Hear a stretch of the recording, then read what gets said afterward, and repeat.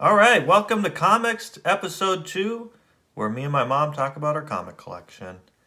The first one we're looking at today is a What If comic from Marvel. What if the Beast and the Thing continued to mutate? Plus, what if the Silver Surfer lost the power cosmic? So, after I read this, I have to say the most interesting thing about it is the cover. There are 3 stories in here, and none of them seem long enough. I wish they had just done the top billing, actually. This was my least favorite story. It wasn't terrible, but this was really the hook that grabbed me, that made me want to pull this one out of the box. And it's a great cover. I love how grotesque both of these normally Yeah, I feel lovable like characters look. Yeah. I feel like Ben Grimm is looking more grim than the Beast is. But he just looks hungover or something. I remember being so excited the months that they had a What If comic out. They were one of my favorites. I know, it's such a cool idea to that's the thing that's so weird about comics, especially Marvel, where they try to make it one long, never-ending story where they don't reset the continuity. It's cool to have to explore how the continuity could have been different. Whereas DC, they do like the Crisis, on Infinite Earths, they like reset it every now and then. But I love that green trail of slimy spit. Yeah. I like that they both have kind of bloodshot eyes and. Very bloodshot eyes. And I like how the cover makes you appreciate that the characters who are normally like gentle giant or they're they are really scary. It reminds you if you really saw either of these characters in real life, they would be super scary. Even if they weren't in this really intense form. If you saw a blue guy full of hair or a big rock monster, you'd be scared. But it's easy to forget that because you become so familiar with the characters. Potentially you'd be scared. I would be. And let's get into it. This is number 37. I think it's from 1983. Yep, this is another. I think our first episode to 1983 comics, or maybe yours was a year different. Yeah. Cracker Jacks. I never cared for them. Do you like Cracker Jacks? They're never fresh. They're never fresh. I think they're designed that way. I feel like. They I don't take you know. back. I don't like the texture. The taste is good. It's just sugary popcorn, but the texture is a little. It leaves something to be desired for me. Yeah, no, they're. So I'm just gonna skip through that. They're not good, and the prizes suck. But when I was a kid, you could get rings in there. You get not anything real or valuable, but you could get better prizes. That would be cool. Now it's always a sticker or a temporary tattoo. Do they still make them? Yeah. I don't even remember the last time I saw Cracker Jacks anywhere. I think it's still the old popcorn too. Well, and the other thing is you have the Hostess Fruit Pie ads that are comics that use actual comic characters. It's weird. This one's just, these are characters in the Cracker Jack universe. Scotty and the coach. I wonder how much Hostess had to pay to get Spider-Man or whatever in there. Oh, ads. right. Cracker Jack didn't want to spring for it. They could have made it a what if, though. What if Scotty beat the coach with the baseball bat? I would eat Cracker Jacks if it was like that. Another thing, keep an eye out in these 3 stories on how the artist's depiction of the Watcher changes, because he looks really different in all 3 of them. He looks kind of like a rhythm and blues kind of singer. I didn't think of that, but now that you mention it, maybe. Like smooth. What is Barry White kind of? That's a side project when he's not cataloging in the Marvel universe. All right, so the first one is what if the Thing continued to mutate, and they give the backstory of Ben Grimm turned into a big rock monster. And this actually connects with our first episode. Do you remember your Marvel 2-in-1 talked about Giant Man? Yep, Giant Man got poisoned. Yeah. And so this is actually a what if, a departure from around that issue. They mention in the next page or 2 what was going on here. So MODOK's there. I think he's going to be in the new Ant-Man movie, Ant-Man Quantumania or whatever it's called. Yeah. So that'll be interesting to see how he's depicted there. He's one of the more freakish kind of characters, just a giant head. Just a giant head. It'll be weird to see if they can add realism to him, or if they lean hard into how weird he is. I think they should just go with how weird he is. That's Yeah. kind of the point of the character, is he's freakish. Lean into it. Yep. Yep. So anyway, I guess, let's see. Originally, he got this virus X from MODOK. They got the cure, and Giant Man's like, oh, I better use it on the Thing and not myself, because I think they were both exposed Yep. to it. And that's where your comic picked up, where the Thing was like, oh, I need to help Giant Man since he sacrificed himself to give me the cure. Right. That's when he met the Sasquatch. So instead of him being consoled by Giant Man, he smacks him. Says, they really should have just been, what if the Thing backhanded Giant Man when he was trying to help him? That would have been a good hook. And if you remember last week, we saw what I thought was a lackluster Dungeons and Dragons ad. This is a lot cooler to me. An Yes. Ice Giant, Ice Dragon. This would make me want to play the game. Yeah, definitely. I kind of tried to Okay. trace this maze with my finger when I was reading, and I lost the first 2 times I chose. So it's harder than it looks. Maybe you're better at mazes. I guess you're supposed to start at the end, right, and then trace right No, back. I starting started at- on list. Starting honestly. at the end makes it easier. It's cheating. It is cheating. Never cared for lifesavers either. It's like a candy. You get individual wrap ones maybe in your Halloween or something, but in your Halloween bag. But Every it's not a Christmas- top tier candy to me. Every Christmas, I got you the Lifesaver book. Oh, I mean, I love You them. didn't say them.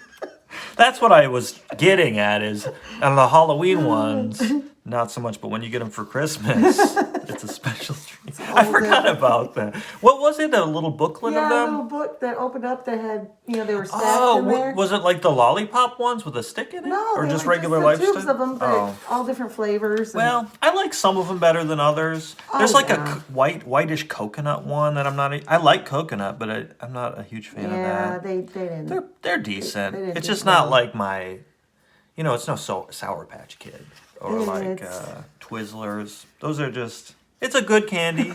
Not gonna throw it away or anything. Unlike like those Bit of Honeys, those like rock hard Oh, little. those tooth pullers. Yeah, it's like a Tootsie Roll, honey flavored Tootsie Roll that they made back in the 50s, and they're still selling the original Bit of batch. honey. Yeah. Yeah, that's what it is.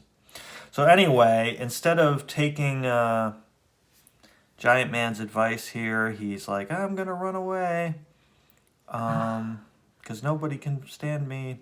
I'm too ugly. That's the Oh other my thing that's weird God. about this, is like his whole character is based on like, I was once a man and now I'm a hideous monster, and then he just turns into a slightly different looking monster. You think you would get used to it. You're like, well, I went through this once before and I'm just becoming a slightly uglier monster. But he freaks out about it. He's sensitive. Maybe you could tell me if this is like something people said in the 80s. He says, don't go, Ben. You'll never find a cure if you run away. Tell it to the Marines. I ain't interested. I never heard somebody say tell it to the Tell it to the Marines. I don't know if that's like a phrase that, or Not if it's, that I know of. there are no Marines that I could tell of in this book. So I Well- think it's like an idiom from way But back or something. Ben Grimm was a pilot. Was he a military pilot? Oh, I think he was. So maybe But you'd think maybe that- it's like a military humor. He's like, I was in the Air Force. Tell it to the Marines because they're the they're grunts or always something. fighting. I don't know. I don't mean to diss the military, but from what I've known, there's rivalries between the different branches. They all think they're the coolest. When actually none of them are cool. So anyway, I do like the design of the little hovercraft that he drives. Is very. They must have got that from the old It's- episodes or the old issues. It's Yeah, very Jack but look Kirby, at- like the tubes and stuff. It looks weak as heck. It doesn't look like it could support his weight, No. but especially when he's purposely breaking it, he's trying to break the receiver. It's like, be careful, man. You're a giant rock monster flying through the air. You don't want to mess with your On a hovercraft. kid's toy. Yeah. So anyway, Alicia's all upset. She's usually so calm, so reserved, as Sue points out. I think Sue gets like 2 lines. One of them is a thought in this whole issue. Sue's always thinking.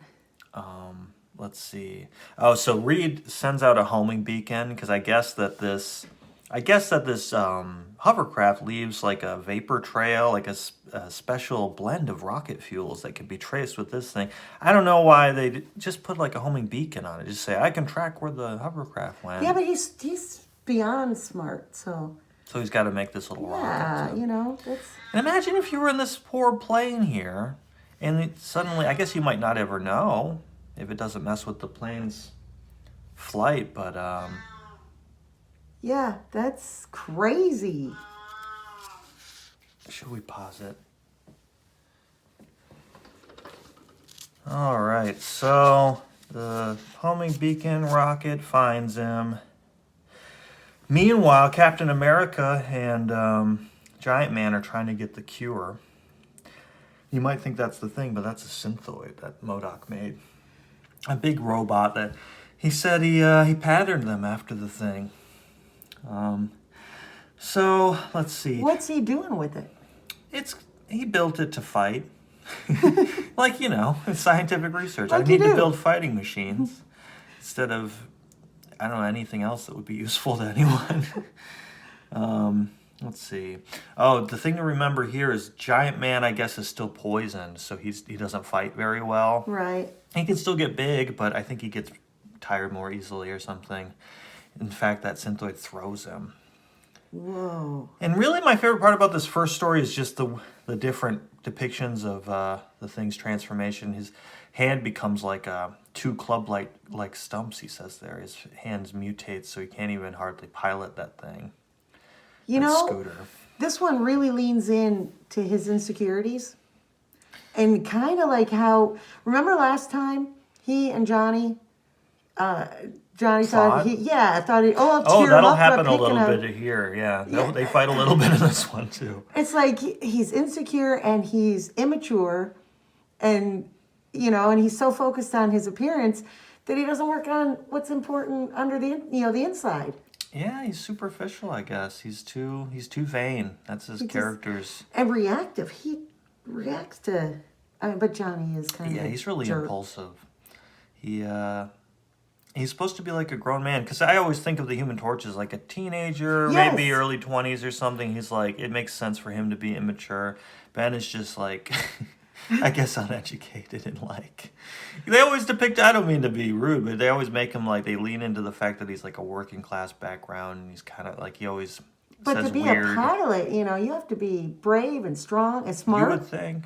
But you can be vain, I guess. That's Yeah, the thing. vain and He is immature. strong and he's smart, but he's... I mean, I Well- love his characters, but in this comic, it's just really obvious how they lean in hard on some of the parts of him that he might want to work on. Yeah, It's well... like, Ben, are you okay? Maybe the next one could be what if the thing achieved personal growth? And he's just like, I'm okay with everything. It's a really short comic. No one's ever read it. I like these little like gnarl parts that they put on him to depict his further transformation, but it's really not that drastic. Yeah. It's really, when you look at the cover, it's like, oh, we're in for some really cool thing art of like making him even more Yeah. crazy looking. But for a lot of this, he's either normal looking or he's got pimples or something. Yeah. So, that's the thing that he's upset about then, is not only is he ugly, he's getting uglier.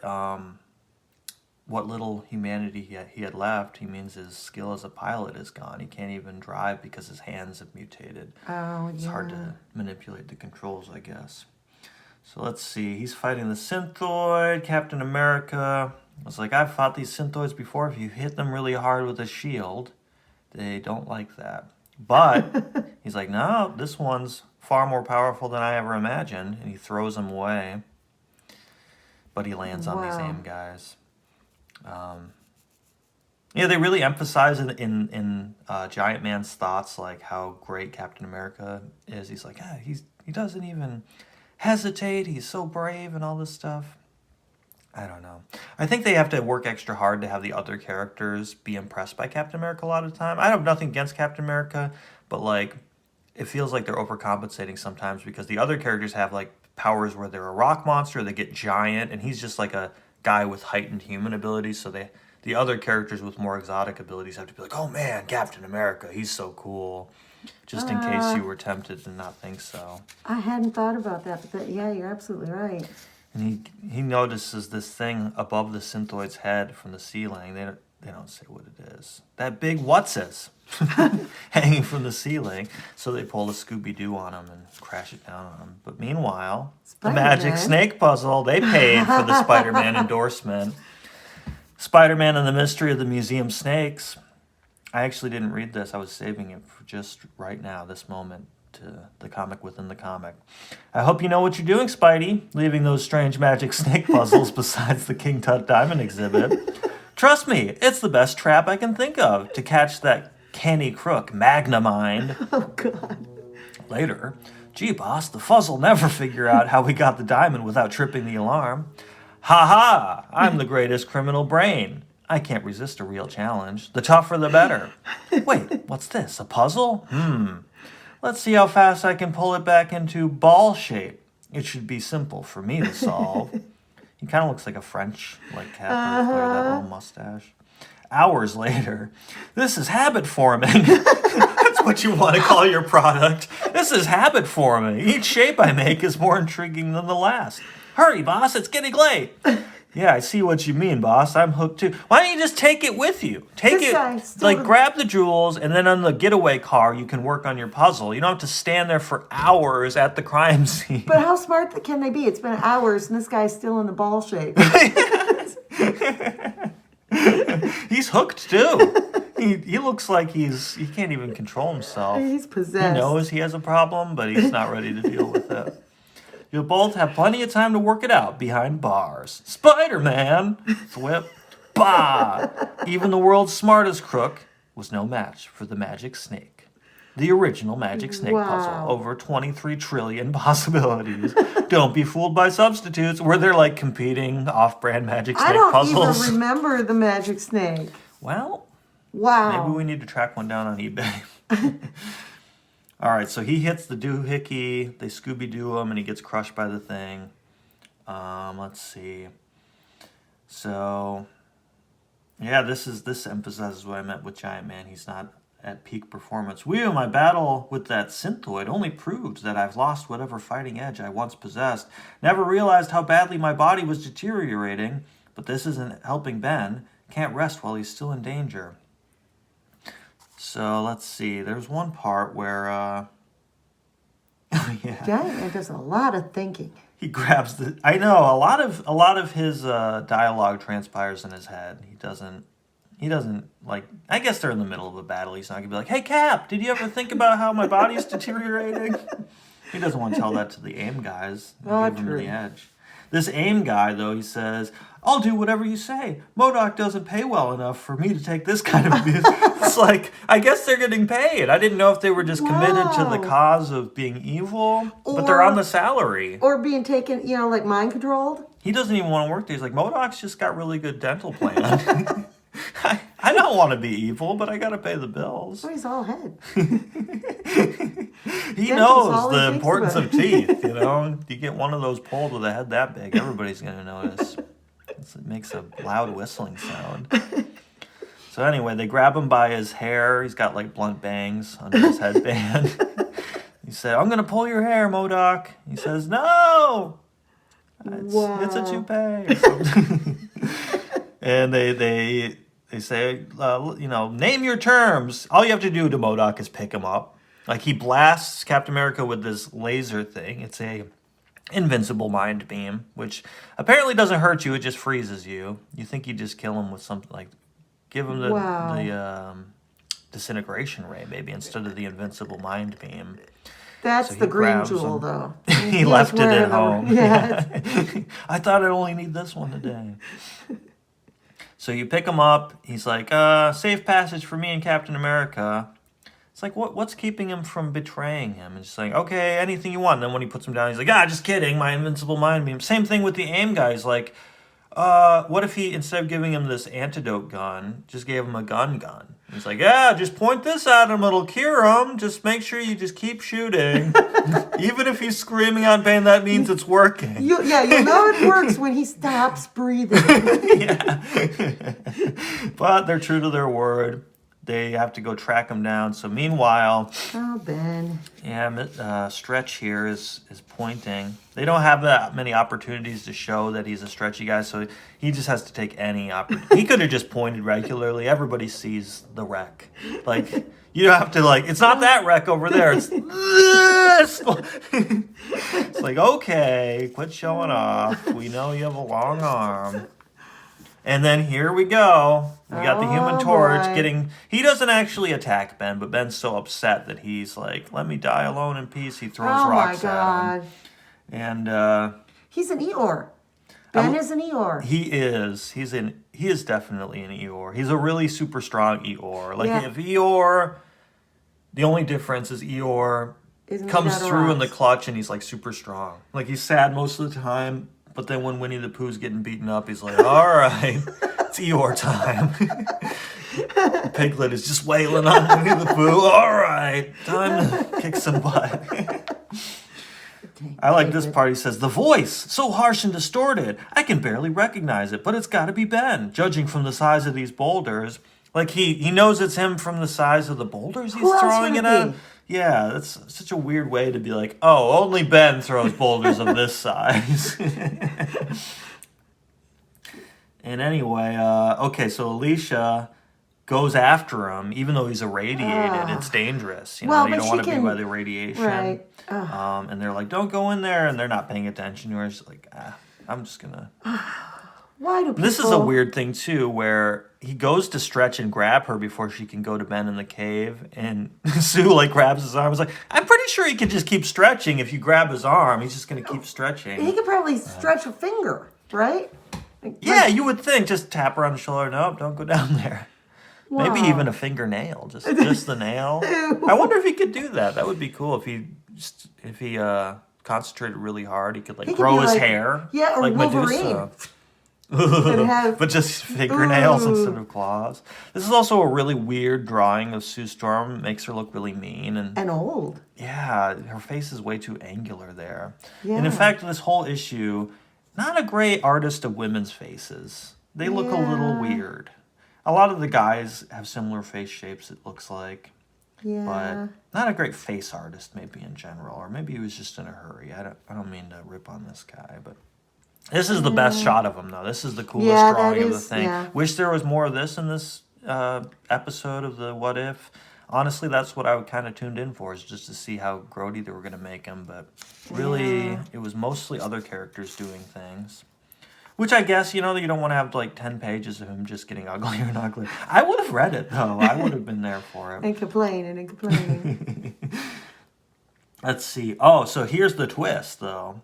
So, good Lord, I prayed this wouldn't happen. Ben's body can no longer contain the unique radiation, formed by Virus X in his own cosmic irradiated cells. He's about to release it, like a nuclear generator gone critical.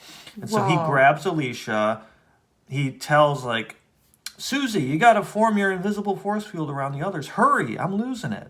Like, you'd think she would be the first one to know that. Give her that line. Like, I've got us all in my invisible thing. No, they've got to tell her when to use her powers because she's just out of it, I guess. So anyway, they all avert their gaze because it's this giant explosion, but the blind lady keeps staring directly into the explosion, but it gives her sight. So if you're blind, try staring into an explosion. Stare into the sun longer. Yeah, it might help you. What do you have to lose? You're not going to get more blind, I guess. And what do you know? That explosion made him back to normal.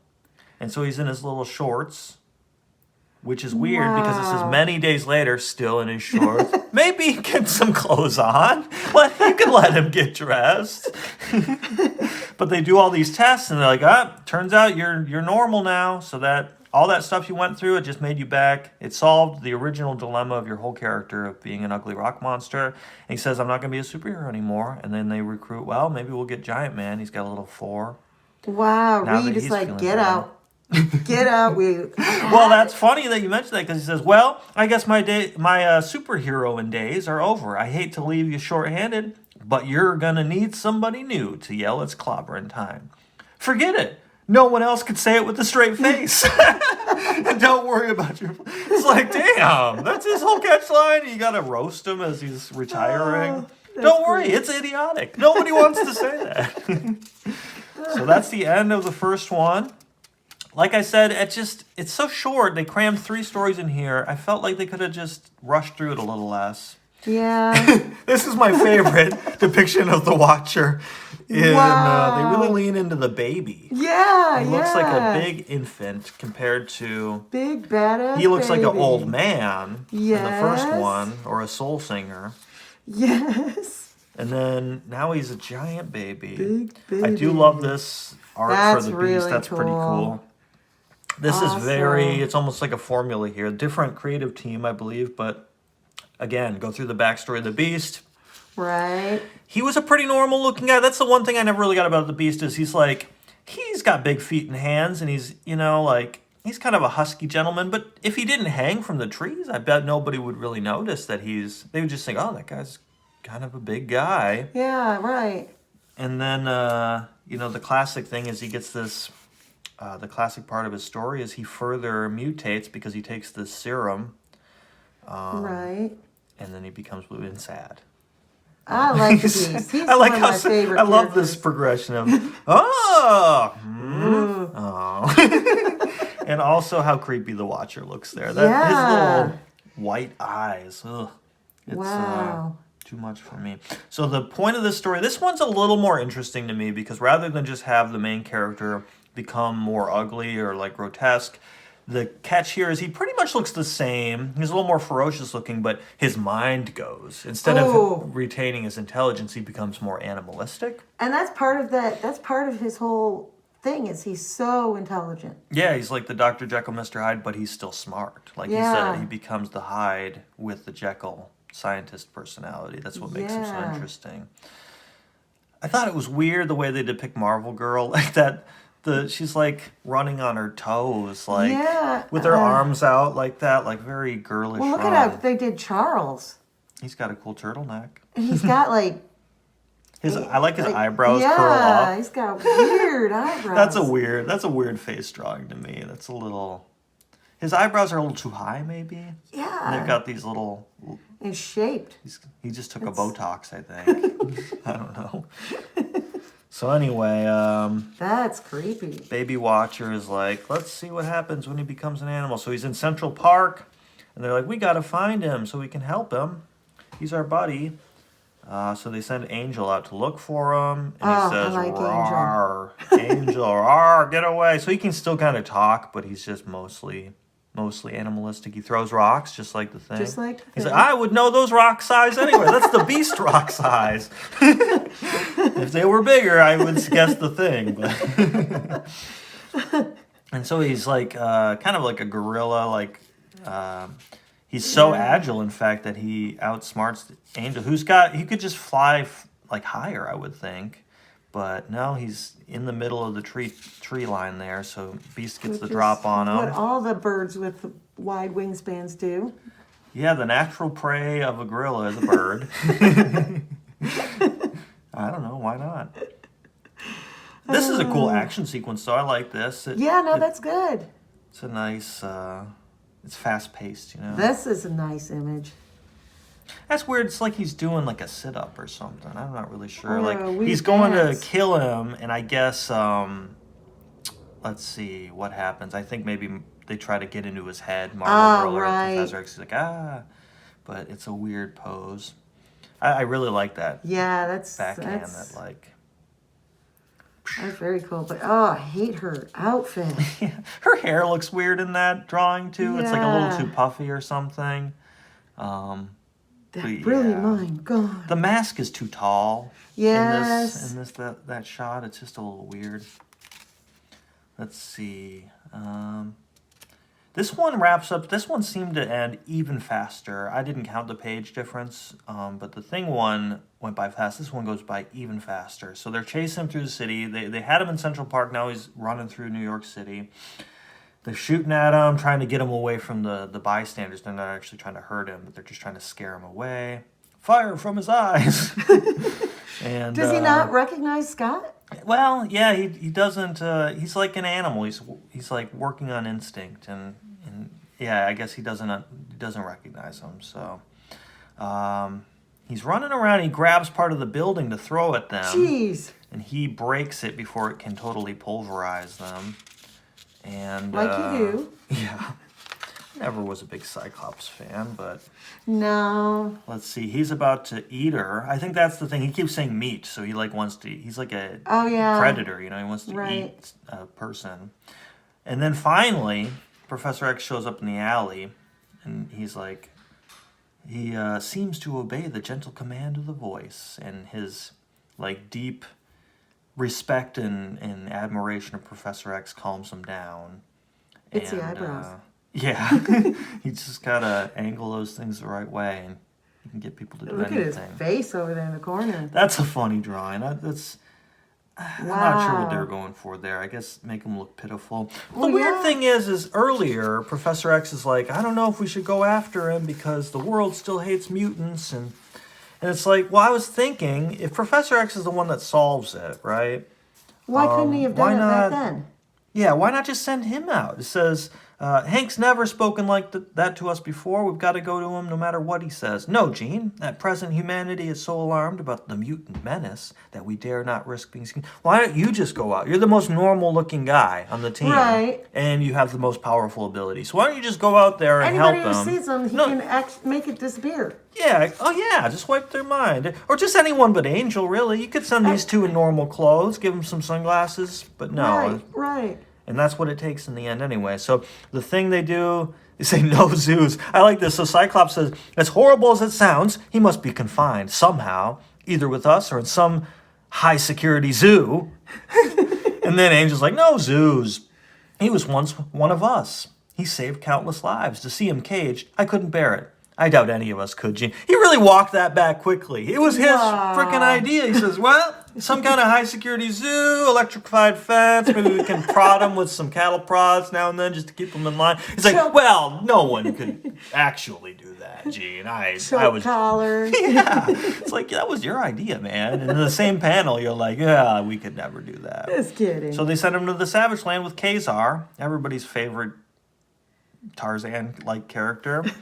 And he becomes a member of an amazing trio of hunters with Kazar and whatever his lion was named, his tiger, or whatever that is. And that's the end. And Angel's just like, good luck, buddy. And Watcher looks more like an old man by the end.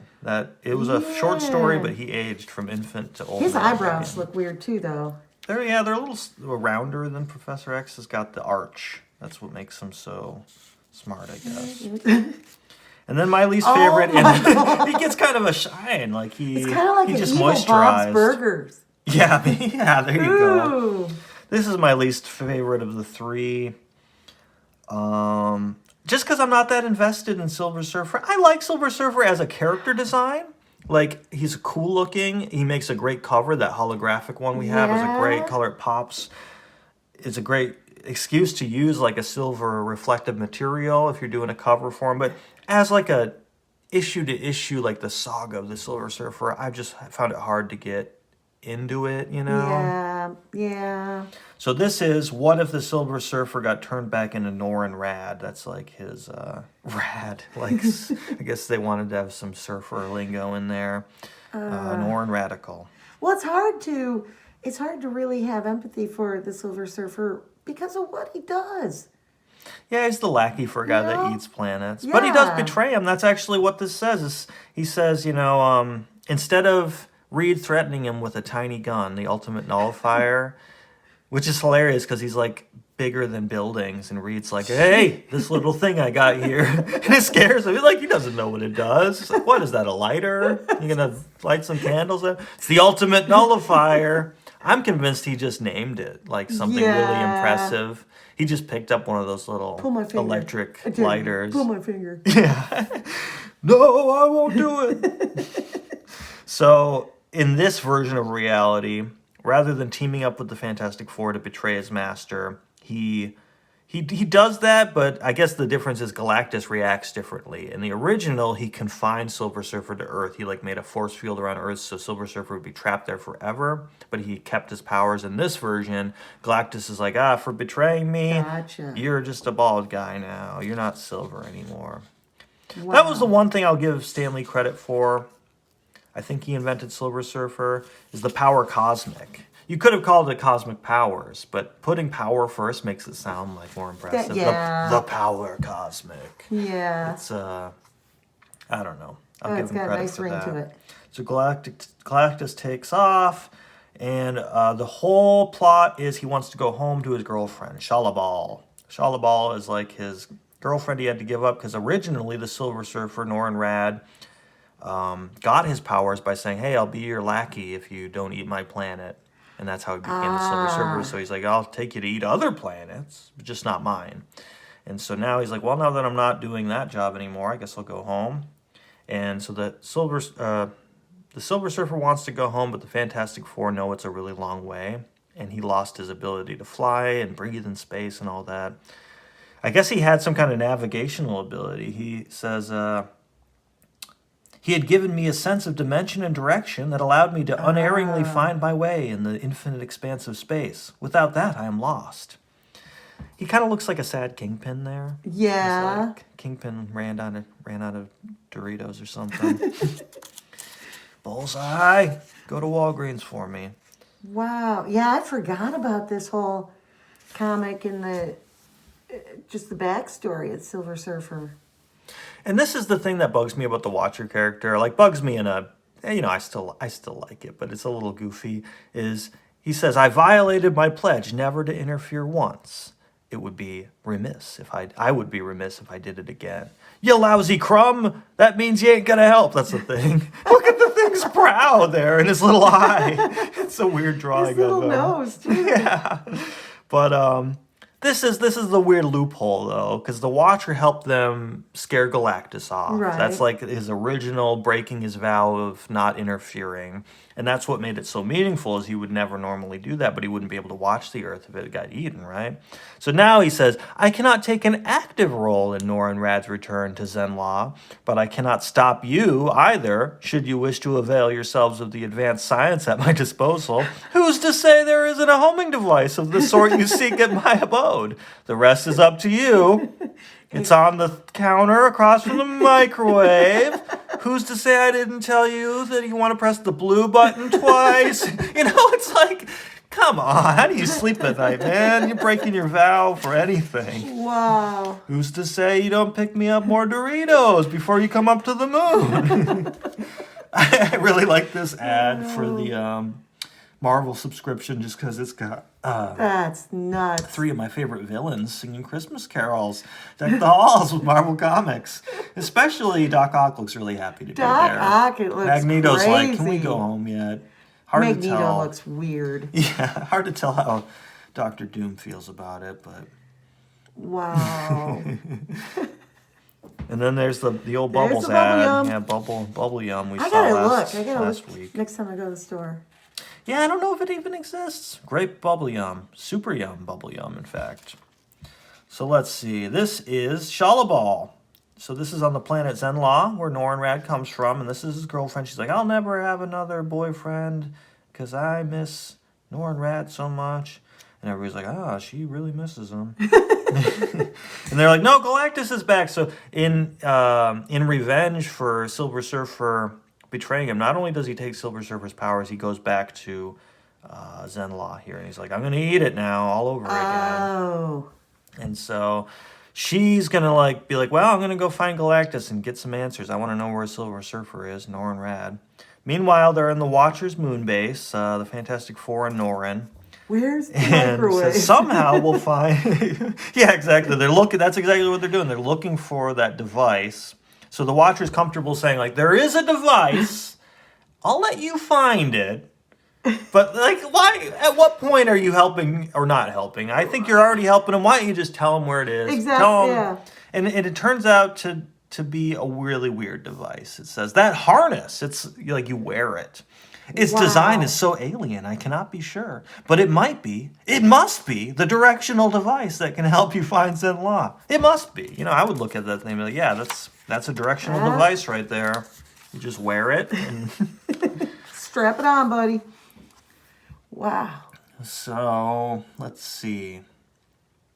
More excuses for Mr. Fantastic to stretch just slightly. Like, that's just lazy. Like, just inch up closer to it. You don't have to stretch, but no, just I've got slightly too long of arms. I'm very powerful. Let's see. So it kind of looks like he's sitting on a toilet. Flying. That is the weirdest.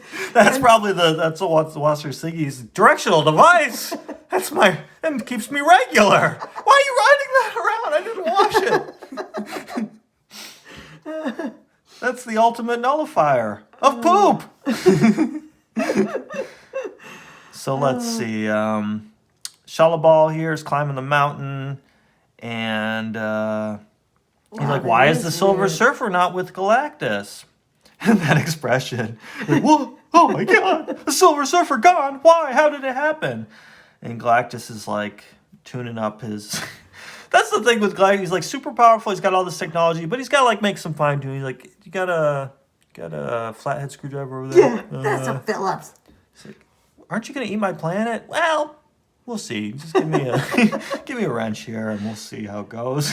Wow. So let's see. He spills the beans. He's like, he betrayed me. Like, you think he wouldn't have any reason to talk to this person. He's about to eat her planet. Just keep her in the dark and then eat it, and then she'll figure it out by the time her planet's eaten. But he's making conversation.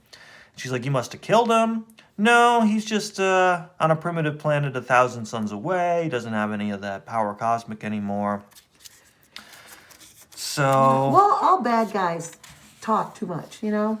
Yeah, They like the sound of their own voice. Yeah. Well, twist. Here's another twist. Our final twist of the episode, or the issue, rather.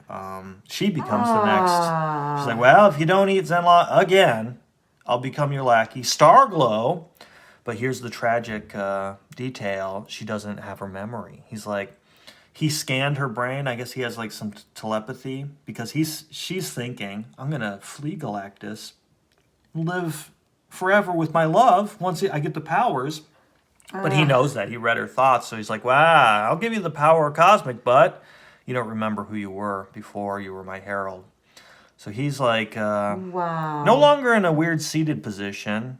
He's kind of like doing his surfing thing, but he doesn't have his board. But, yeah. I don't know. It seems a little inconsistent how they portray the harness, because now he's like ice skating through space, but then it looks like he's riding again like a jetpack. Yeah.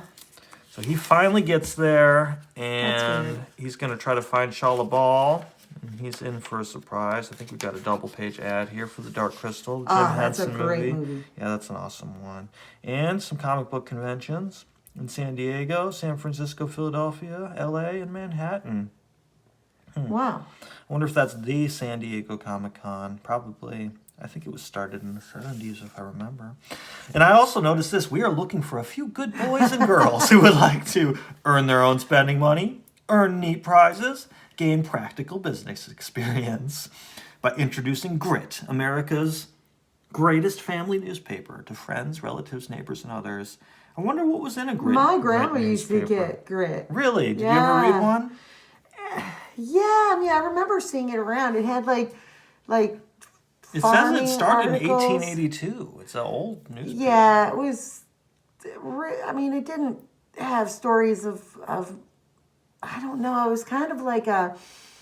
What is the thing that you could buy? The Farmer's Almanac? Yeah, it reminded me of the Farmer's Almanac, but in newspaper form, and No. kind of like Paul Harvey-ish type stories, you know. Just like feel good kind of. Yeah, feel good Gotcha. kind of. Yeah. Yeah, it seems like it would just be an excuse to load it up with ads. So then you're just like getting people to look at ads for free or whatever. Yeah. Actually, you're getting them to subscribe to ads. Anyway, I guess you could argue that a lot of things are like that. So there's, what was her name? Starglow. And she kind of looks like she's on a toilet there for a minute. It's just, I'm holding one in, Norin. She doesn't remember him, of course. And it's, oh no, it's terrible. So he goes to bargain with Galactus. Galactus is always up for a good bargain. Like, for being this unrelenting force of nature that's like, I don't want to kill anyone particularly, but I need to eat planets, and I'm a force of nature that exists to balance the universe or whatever. He's always up for a good deal. He's always willing to haggle. So what does he do? He gets his power cosmic back, And I think, Ah, oh, and that's the weird thing too, is Galactus is supposed to be this dispassionate, like, we're all lower life forms to him. right. But he can empathize. It says, though emotion is for those less than Galactus, still the anguish of him who was my herald grieves me. His only crime was to act out of love and compassion for others. Thus I decree that such nobility shall go not unrewarded. His love may be lost, but his power shall be restored. And so, As I talk about myself in the third person. yeah, a little bit of an ego there. Galactus is happy. Galactus wants a candy bar. Yeah. Even in this reality, Norrinrad, the Silver Surfer, is a figure of sublime tragedy and nobility. So this is the one out of the 3 stories in this issue. They kind of just maintain the status quo by the end. I guess he's got 2 heralds now. I think he doesn't restore her to her original. Yeah, it doesn't really say, does it? Doesn't. Oh, that's right. He similar to the Earth Barrier, he makes a force field around Zen Law. Now Silver Surfer is the Silver Surfer, but he has to be on his home planet. That's how it works out. So, that was kind of like underlining it a little too much. Is kind of reminding us, like, well, what if this way different thing happened? Well, something not that different results. Like, I guess he ends up on a different planet, but like, I like the other 2 because Ben, like, ended up totally not being a superhero, and that's kind of surprising. And the Beast has a whole new life in the Savage Land. That's, that upends the status quo. Look at this ad. This looks fun. What That is it? looks like Amadar? That looks like a good I don't think I've game. ever heard of that. There's pigs. What's going on with him? Yeah, what is it? The pigs are trying to paint. They've got paint rollers, but the gorilla's like, you're not going to paint me. He's sweating. Why is this guy? What's that? I don't know. He wants to eat the ape or the pigs. I don't know. Let's see. Bring home the game that's way ahead of the pack. Tired of seeing dots before your eyes? Ready for a video game with some personality? Then make the move to the wacky world of Amadar. First, you're a gorilla trying to draw boxes inside a maze. It's not easy, though, because you're being chased by savage sentries every step of the way. Is that must be these guys? Yeah. Just like in the arcade game. Now you're a paint roller trying to paint squares while being pursued by persistent pigs. No one ever said it was going to be easy. Amadar, one of a kind in a dot-eat-dot world. Wow. What is this story? Why are you I'm not sure that that's making how you boxes in portray a maze? persistence. Yeah, that's a little... That's freaky. Something else is going on. Maybe I that's think the texture of their skin is a little creepy looking. Like It's the out depth. there. Yeah. It makes them look... It gives them some texture that I did not need to imagine. You ever get into Crystar, the Crystal Warrior? I think we've got 1 or 2 of those comics. Yeah, I don't I don't remember. remember them. Yeah, I don't remember them, but It looks like kind of a He-Man yeah. rip-off or something, but he's Crystal. Nothing wrong with that. A lot of things are rip-offs yeah. of other things. Well, those are good stories. Yeah. And Hey, same Lego ad, I think, from last time. classic. Let's see. I want to take a little... Okay, so my comic this week was Green Lantern. It's January number 160. Sweaty Green Lantern. Sweaty Green Lantern, 1983. So we're sticking with the early 80s here, and it has this guy in there. Big head. He looks like the leader of the Hulk villain with the tall head, but he is regular flesh tone. That is. I have to say, I don't care for it. I don't know. What is his name? His You remember? name is hang on. It's not Headman. Garen. Are you kidding? Headman? Okay, hang on. I was thinking about that with the last issue, like, not the most creative names, Giant Man. What is he? He's a giant guy. The Thing.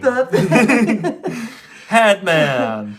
Ooh, look at that old Milk Duds design. I like that know. retro packaging. Zagnut. I don't think I've ever had a Clark bar or a Zagnut, unless I had it when I was really young and don't remember, but I don't think I've had either of Clark those. bars were good. I can't remember Zagnut. But $20 for a radio Damn. in 83. I mean, back in the 80s, I remember in college, one of my roommates had a Walkman. It's like, why would you pay $20 for it? But Walkman were expensive. Those first $20 in 1983. Oh, that's offer expires December 30th. 82.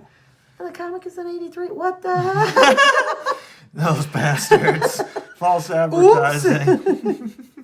Well, that's probably, I don't know, like $40 a day or something with inflation. Oh, gosh. It's for a radio, FM radio. Yeah. AM, AM and FM. Don't sell it short.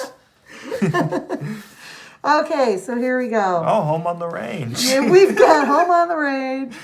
And he doesn't even like change it up. When I first started reading it, I thought he'd, like do something a little more than just Home on the Range. And I've seen this text design before for singing, where they have like wobbly kind of bubbles and they elongate the vowels. I haven't often seen it with the music notes. That's a nice touch. I feel like if you just spelled everything the normal way and didn't elongate them and did the music notes, we would get it. Yeah. Like, what is the wobbly bubble really doing? Vibrato. I like this. This is falsetto. I love this view, though. Yeah, that's pretty like, where sweet. is he? I'm liking the art. Just from page 1, I'm liking the art a Yeah, little bit better in this. The art is good. So he's out, camping. He's hanging out. And that's a weird shot. It's like he's putting out a fire, but it's... With fire. Fight fire with fire. He's peeing green light on this fire. Oh. And then he says here, and as Scarlett O'Hara said, tomorrow is another... There's and another then, yawn. Boom, something happens. He's like, the power ring's glowing on its own. I wonder what's going. Is that something that happens with... Is that like a Spidey sense thing for Green Lantern? If his ring is glowing, something bad's going to happen or something? No. He's just like hanging out. He's, making a coffee cup. He's making all the things he needs. He's putting out the fire.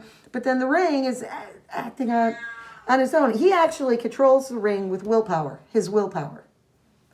So if it's acting on its own, it's got to be under the control of someone else. Oh, so he's like, That's a cool splash page. Yeah. I love all the detail with the stars, the different colors, and the So the ring actually really pop. puts a barrier around him. So it pulls him up into space. And the Headmen, you were right. yeah. Great Guardians, the Headmen. You're joking. Yeah, no, it's crazy. But I really like the way they portray him here. That's a good way to do it. So the Headman has control. He's using his will to control the ring. And he's taking him to where they can do what they're going to do with him. That's the weird thing. I like Green Lantern, and I think it's a really cool idea, but the execution never really grabbed me to make him like a favorite character. Yeah. And one part of it is the willpower thing. Is like it's this intangible thing that you kind of have to explain in thought bubbles or different like expressions to be like, someone's willpower is stronger than another, and it's kind of like this get out of jail free card for the writing of like, well, then his willpower got even stronger for a moment, and right. I don't know, maybe it's not like that in this issue, but it's just it being hard to quantify. Well, I guess that's not that different than when Sasquatch and Thing fight, and you're just kind of guessing at how strong they are. right. Well, and that the whole point of their fight is to see who's stronger every time. It's like we figured this out last time, but.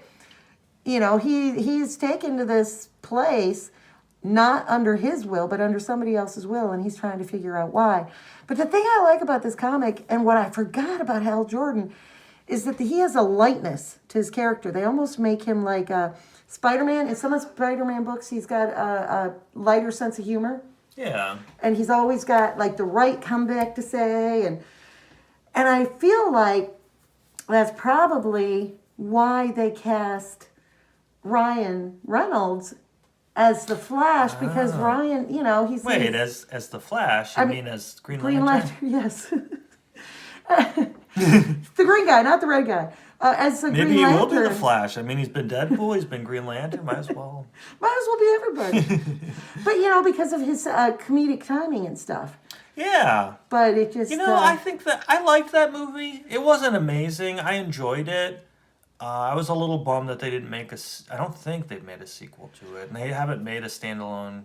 Well, I say standalone. They No, haven't had Green Lantern be in a movie since. I don't think, even I as a know. And cameo. one of my biggest, as somebody who grew up reading comic books and having them read to me as a baby and then growing up reading them, the one thing when they started making comic book movies, the one thing that always stood out to me was how far away from the original backstory they would go. It's like, that's not exactly how it happened, or that's not what had happened. It would get frustrating. And I feel like with the Green Lantern, they were pretty solid in how Because he was they, like a test pilot, right? yeah, And then but he they discovered a stuck. crashed alien craft. Yeah, they stuck to it really well, and the movie didn't do well. So it's like, okay, me as a consumer and not someone making movies, it's like, I thought that the reason, I thought that it was annoying that they didn't stick to the strictness of the comic books. But maybe it needs an update Yeah, or it needs a new maybe version. telling the to be story visually popular. on the screen is different. Oh, And yeah. you need to change things. So it was unfortunate. I did enjoy it. I didn't leave the theater thinking that was a dud. No, I no. enjoyed it. I thought it had potential to be a good series if they could build in that world of the Green Lantern Corps Yeah. and everything. Yeah, Kitty thinks so too. Yeah, she has And a it's- lot of thoughts to share. So now we have even more Bubble bubble yum, yum. different types. So they have the purple, but they also have Banana? spearmint. Is that banana? Is that what it says? No, tropical tropical fruit. maybe. I can't make this one out. Yeah, I don't know what that one root beer is. maybe? I don't know. Root beer gum. I But always like those root beer barrel candies. Those are pretty good. yeah, those are tasty. So anyway, he gets to this place where, look at all these big-headed gentlemen Oh are my hanging god. around. So he doesn't know what's going on yet, but you can see a little bit, Got a floating camera. yeah, a little bit of his humor there. Yeah, it's like an auditorium. They've got this. Guys' egos are even bigger than your brains.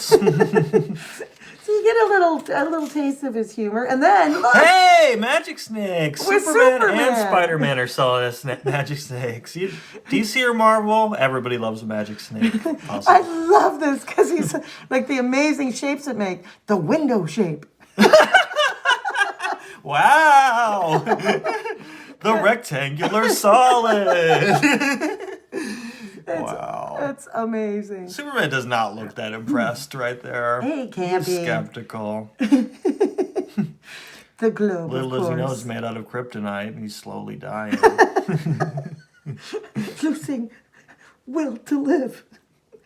I think the coolest thing about Green Lantern, not being a huge diehard Green Lantern fan, but still liking the idea of the character, is all the different things he can make with the ring. But it begs the question, you're going to make a giant fist? I guess that's the evil guy making it. That's the headman doing it. You have to be more creative than But that. look at this guy. He's like, observe, fellow intellects. He's got so much brain power. He's like, I know, a giant fist Yeah, to exactly. grab you with. So Hal, he's trying. Headman is showing how he can control it, and he's stronger. And then from the floor comes Anu Murtu, who Wow. we learn is someone who Green Lantern has met in the past, and she's still alive. He's like, Anu, thought they'd have killed you by now. Yikes. She's like, I still live, and so must you fight. So anyway, her story, she is still alive, but her story was that it goes into the backstory here, that on their planet, people are exposed to the servo ray, and it makes them kind of like zombies. Hey, it looks like a lot like Cerebro Ray to me. Cerebro, like Professor X's little computer helmet thing. And it kind of, it's the way the Brainiacs control the populace. They kind of look like if Professor X got Cerebro stuck on his head and he's trying so hard to pull it off, it just lengthened his whole head. Is it noticeable, guys? Oh, no. You look good.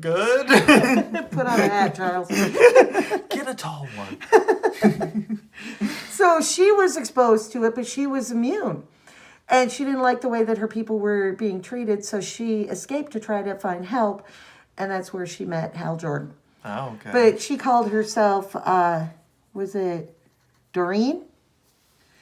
When she knew Hal. Oh, she went by a different name? What's her actual name? Her name is Anu Murtu. Oh, it really rolls out the tongue. Why would you ever change that name? Anu Murtu. And so, he stirs. Maintain the will block on his ring. And, she said, Hal, are you all right? And, they call each other fellow intellect. Done fellow intellect. Yeah. So he comes to, and they catch up, do a little catching up and everything. And she has this small group that tried to rebel against the intellects. And they were captured. And does that mean that the rebellion people aren't as smart as the big head guys? they were the people who are in the rebellion. I think I didn't read the comic book previous. I don't remember it. I'm sure I read it back in the day, but I think that she was able to help them to overcome the servo ray.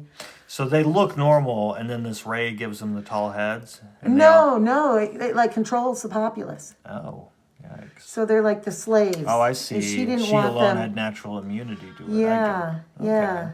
So anyway, so they catch up, and then it cuts to, meanwhile, back on the Earth, young Donnie Weems walking past the schoolhouse in which he spends a daily eternity.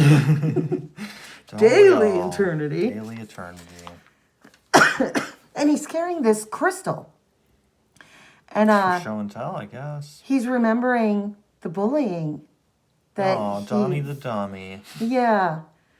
And he my wishes God. it to go away, and the school blows up. That's one way to stop bullying, I guess. Jeez. And then it ends on this panel that shows this head that is in this crystal. Huh. Almost looks like the Hobgoblin or something. Right. Weird. And that's it. That's all we get of this side story? That's all you get of that side issue? story. Oh, okay. I was going to say. And so, gotta see what happens with... Yeah, Donnie Weems is just in there for a page and a panel. Oh, that's And weird. then Maybe you he's have going to the- become the next big villain in the next issue or something. Right, a little foreshadowing. So then we're back on the other planet. Planet 5 head. And, so... I always like how they'll do this sometimes, or like an exclamation point or a question. Like, huh? Yeah. So they're setting up what's really happening. And I couldn't wait to show you this guy. Oh my God. Yeah, look at him. Does he have hair? Or has he just got dark skin? He's all like lumpy. He's a turd. Polished turd. I don't know I don't know about polished. He is Lord Turor? Turdo? High Chieftain of the Citadel Turor, Empire. So he's talking to the headmen, and basically they explain they want to join the Citadel Empire, and they want to prove their worthiness by killing a lantern. Yikes. And the headmen do? Yeah, the headmen do. They're trying to impress this turd guy. Yeah, they're trying to impress him. But he goes, but we, the headmen of planet Garon, have something to show you. For years, we attempted to convince your predecessor, Lord Damon? Yeah, I guess. Of our worthiness to join the Citadel. Today, we shall convince you by destroying one of the mightiest warriors in the universe. What? His teeth are great, his little tiny eyes. He said... Yeah, he's got the bottom fangs, but I guess he doesn't need top ones. They're perfect. His top teeth are perfect. And he goes, Green Lantern, we now return control of your power ring to you. And you may make your best efforts to escape. But be warned, our headhunters shall pursue you. And so he starts to fight. He throws all these stones. This is the weirdest panel. Throws all these stones by taking all the hunks of the building that he just trashed, and he puts it back together. Wow. It's strange. And they fight. That's pretty cool, like a fly swatter. And look, and then is to treat them like flies. And then this guy is hilarious. he likes his joke. And look at his little teeth. He's hilarious. He's the best. He is the best. And so they fight. They continue to fight. And let me see here. This is one of the Green Lantern Corps leaders, isn't it? One of the elders or whatever they're called. And then it cuts to, and in one of the many homes occupied by these amorphous beings, okay, the planet Tront. Tront. Yeah. We go to the planet Tront. That's what a Trontian looks like, that gooey guy? No, a golem ritual is taking place. A solemn ritual, I think. It is a solemn. I read it as golem. Oh, that's okay. Power to That's foil interesting. evil with me, and still my Green Lantern vow to fulfill. Yeah, I think the Trontian, the guy's just like a goo monster. Yeah. That's what those. They all live in these little ball pod things. But mine is the choice to disobey. Oh. So then he says he's gone He's a before we could renegade? stop him. But he must be found before disaster overtakes the entire Green Lantern Corps. See, that's another thing See, that I wish another was story. different about Green Lantern. Yeah, there's this side story of the Green Lantern Corps, but it's like Green Lantern has such a cool power idea, this like ring that works on his imagination and his willpower, but then they make a whole army of them, of different species and stuff, and the only thing that differentiates them, I guess, is some of them are goo monsters, or some have But four I arms, kind or of some like are... that. I don't know, it makes them less unique. Now there's a ton of Green Lanterns, so it's like if this one dies, they'll send another. But they're still probably. unique Just call in their corporate differentness. and just be like, send us one of the goo ones this time. Maybe it'll do good. Yeah, that's true. You think that it could be like a vending machine where you could just grab the one that's specific to this crime that's going on. Yeah. I mean, it kind of makes them like space cops, I guess. They're like space army. They're all in this big volunteer military thing, and it brings all the different species together. Yeah.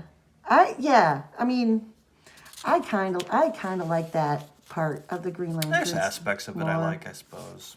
But I think visually I like seeing all the different Green Lanterns, all the different races of That's true. aliens and yeah. Well, I they like all that. might have different ideas of objects to make with their rings. Because he's making like a big magnet, it looks like now. He made a fly swatter, a big hand. But if you're an Big alien, magnet? your fly swatter on your alien planet might look a lot different, Oh, It yeah. might be way different looking. So he makes a big magnet and scoops up all their weapons, and he drops them in to the rebels. Oh, there you go. And but They don't work. But they don't work. Do you think we would fashion weapons that could be used against us? Damn, they thought of everything. Yeah. So he's like, but I've got something that does work against you, skinhead. And I think I'll start using it now. So it's like this big candy cane. They hate candy canes. But then they're using, it it doesn't deflects work. They're using their combined will against him. So they like share a consciousness or something? They can all... They have like telekinesis and, how they speak, telepathy. telepathy. So their demonstration is over. They beat him. Damn. But look at his face. Now that you have seen the ease with which we headmen can dispatch the Green Lanterns, Lord Terror. Little Poor did I know, Hal. Turd likes Green Lantern. At least the guy's got a sense of humor. And Good thing they never actually kill any of their foes. They're like, we have plans for you. Sit in this cell and try not to escape. right. Oh, is this? Yeah. We're getting to the cover, it looks like, with the firing squad. Well, up here, but up here we they are talking about this, and he overhears the the radio, the headman talking to the Tirrar. And so he's like, but whoever challenges my friends challenges me. So he has someone coming to help rescue. And the Green Lantern is my friend.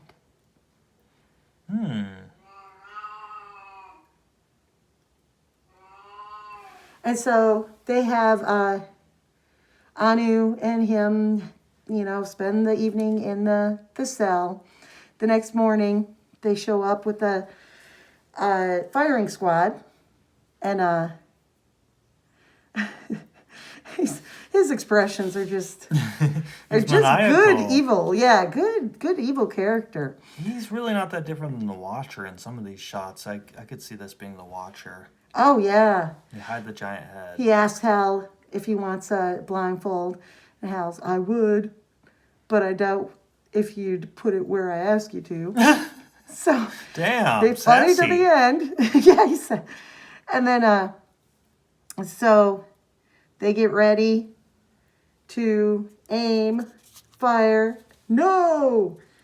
And Hal's like, I don't believe it. Believe it, friend Lantern, for you once aided us. Is it the goo monster? Oh, no! Yes! It's a weird tiger man. It's Omega Man. The Omega Man. We got a lizard lady. The Omega Men always pay their debts. I do not remember the Omega Man. Did she not have arms? Or they're just under her cloak. Cloak, I guess. This guy's feet. The Armless Wonder. And then next issue. Oh man, what a cliffhanger. I know. See, if I saw them jumping, I would be like, okay, shoot now, before they can land. And I didn't remember the Omega Man, so looking at that ship, they had no effect on me. I was like, okay, they overheard. Who is that? Looking at the ship, it would be like Guardians of the Galaxy before the movies came out. If you saw the ship, I wouldn't have recognized it. Yeah. As belonging to anyone in particular. How could you forget about the Omega Man? They're famous across the universe. He's a two-toed tiger. But yeah, so. Oh, in the 80s, you get $700 for #1 of the Hulk. I wonder how much that goes for these days. I don't know. #1 Superman is $8,250. I think the #1 Superman is a lot more than that. Yeah, this is a 1983 price guide. It'd be fun to be able to flip through that and compare. Yeah. Oh, do we get a little Green Lantern Corps Space Shuttle Columbia? prologue or something? Then Epilogue, we get the Eyes of the Universe, Green Lantern Corps. That's a Talking cool about guy. Ghoul, Looks like we have a water planet. Cthulhu kind of thing, Lovecraft kind of monster. Yeah, and the water planet, you can see here in the next frame, the sun is very hot, it's starting to boil. This Green Lantern has to save his planet. So he's up in space where the ship comes along, and he's like, okay, they're doing something to the planet. I got to stop these guys. And the guys inside are like, what is that? And he's like, Commander, there's something familiar about the energy that creature is utilizing. And he's like, I do not care. Fire. So they want to fire on him. He uses his will and captures the ship. And they do a little bit of battle back and forth. And more ships show up. Oh, the Gravity of the Yellow Sun. Don't they have a weakness to the color yellow? That's right. I forgot about that. Yep. And so he begins to feel the heat drying him up because he's a water. What a weird weakness. Like, Superman's got kryptonite, which is a substance, a mineral or something, and they're like, the whole color messes us up. Just the color yellow. Which is weird Anything because yellow. you need yellow to make green. Yeah, that's weird. I mean, what does blue light do to them? What does black light do? Mine really annoys them. So anyway, they're fighting, and he saves himself. He acts. Creates a net, stopping him from being flung into the sun. And so he counterattacks. I thought he would come up with some more imaginative projections. It's just tentacles, I guess. But that's easy. I mean, and he is tentacle. It's easy for him. So he makes this entrance into their ship, scaring them. And then this guy finally is like, look at the ring he's wearing. He's a Green Lantern. Yeah. You think? It's like the green power, green Didn't tip you tentacles. off, and- huh? So, and he's coming in and keeping this area safe so it's not sucking them out. Yeah, you could have killed him. Yeah, easily. But he didn't. He's a Green Lantern. Probably should have. He could still. Hey, you could get a River Commando Patrol playset for Sergeant Rock. I didn't know they made Sergeant Rock toys. Yeah, Action actually, I machine don't gun remember nest that plate. either. Playset. Forward Recon Post playset. Wow, I wonder how much you could get for one of those now. Yeah. Wow. Anyway. So anyway, they tell him, they put their hands up, they're like, we're friends. And so he's talking about, you're destroying my world. Why? And he's like, we don't seek destruction. We're trying to save our world. And their world isn't close enough to the sun, so they were moving the sun closer to them. But the Lantern's world was closer to the sun, and by bringing the sun closer, it was melting all the water and overheating. So he's thinking, and he takes off, and they're like, wait, come back. And this is so cool. He That's is a great drawing. huge, and he... I love this too. Yeah, he uses his will, and he grabs his planet and pulls his entire planet farther away from the sun and saves their planet and his. Oh. And so I love how in the annals of the history of the universe, it will remain a small, unsolved mystery how a sun grew slightly warmer and a world moved from one orbit to another. Those responsible will offer no explanations.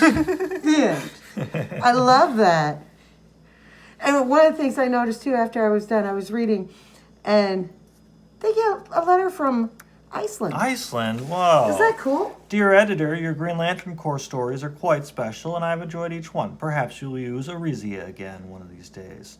Thor Hallur Björgvinsson, Kopavogur, Iceland. Yeah, neat. That's Wow. so cool. That was in very the cool. 80s. Dang. So basically, it was a little annoying that the first Green Lantern story was Hey, like, Ludington, Michigan. I've been there. oh, wow, yeah, me too. The first story got intercepted, it's a two-parter. Leave you on the edge. You got to keep them wanting more, Got to see what happens. Will he ever wipe the sweat from his face? But I liked that last story. It was a little more satisfying. Yeah, It's a little it quick, was but almost like a myth, almost reading like Yeah. mythology, like a little myth. I really enjoyed that. I like the design of that eyeball character. He was cool. Yeah, and I don't know. Reading this made me want to read more Green Lantern. The whole headman, they're ridiculous, but It's fun though. Yeah, Fellow yeah. intellect. yeah, it's a little campy, I guess. Yeah. It seems like it could be fun. So I wonder what happened with that kid who blew up his school. I know. So that's another. He didn't want to. It looks like it was unintentional. They introduced two different storylines. They're planning ahead. The rogue goo lantern that took off, Oh right. and then Donnie Weems Donnie and the Dark Weems, Crystal. The exploded school. So and then And Lego. another Lego. Legos Wow. in the back. So that's Green Lantern. Well, I can't say I'm more of a fan of Green Lantern, but I did enjoy learning about this one. I like the Yeah. headmen. I like, maybe that eyeball guy needs his own issue, a whole issue. I would read it. I would. I actually, when I picked this one to read, I wasn't looking forward to it. I got into it and I enjoyed it. Oh, good. Yeah, I would say I think I have some serious criticisms about mine, but overall, never a bad time reading a What If. It's a nice series. You don't have to commit to. I guess it relies on you knowing a little bit about the continuity sometimes, or at least some of the backstories of the characters. But Right, overall, enough to have some. the thing to be said about this one, you don't need to buy another issue to get like a satisfying story. They all have closure at the end to Right. some degree. And this one we need 161. Yeah, I bet we have it downstairs too. Yep, I bet we do. So yeah, good comics. All right.